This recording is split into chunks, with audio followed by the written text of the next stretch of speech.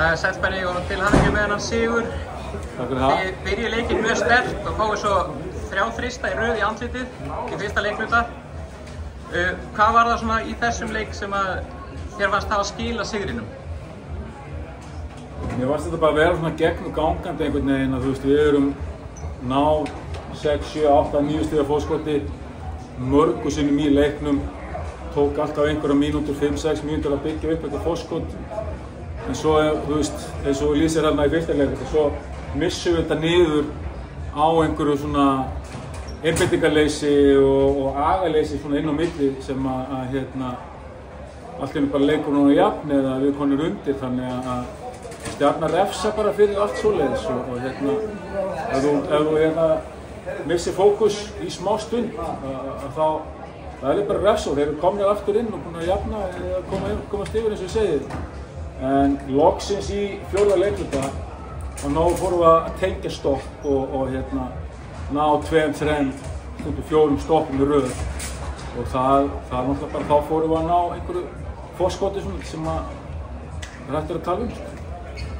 Hvað var svona, hvernig undirbjóstu strákana fyrir hennar leik? Það er náttúrulega seinasta tap var frekar stórt. Já, það er bara, já, ég meina það var ekkert auðvelt,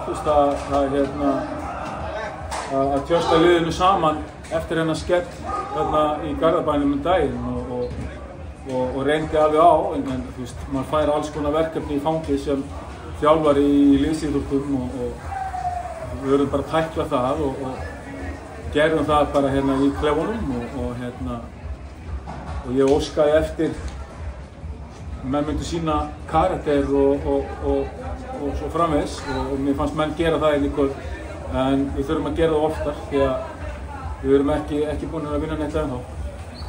Það er að minnstakosti 1 leikur eftir, þið eru að fara á sunnudaginn í Garðabæn. Hvað þurfum við að gera til að klára þann leik? Við þurfum að spila betri vörn. Við vorum að láta taka okkur 1-1 allt og oft, skora á okkur þannig,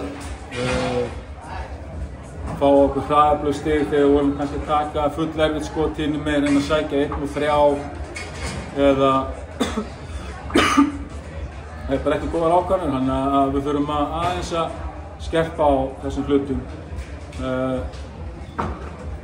Vörnin í 4. Ef við getum tekið hana með okkur í næsta leik þá er það mjög gott, en í fyrstu 3 leikum þá bara vorum við í vandræðum varnarlega og það gengur, við vinnum ekki með að fá okkur 97 stig í næsta leik, þannig að við þurfum að ná stigaskorinn eitthvað niður og skoða varnarleikin núna eftir kvöldið og undirbúa okkur vel fyrir næsta leik. Takk fyrir Benni og gangi þér vel.